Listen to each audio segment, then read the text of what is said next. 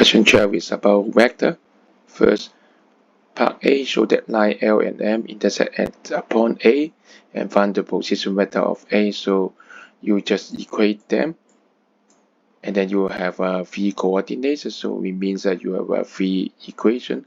1 plus 2s equals 9 plus 40, one equation. And then 2 plus 3s equals 9 plus t. And then negative 3 plus 6s equal 11 plus 2t. And then you try to solve them, and then you find out three equations. Two of them are dependent on each other, so only two independent equations here. And then after solving it, you will find out s equals 2, and substitute it back to R1.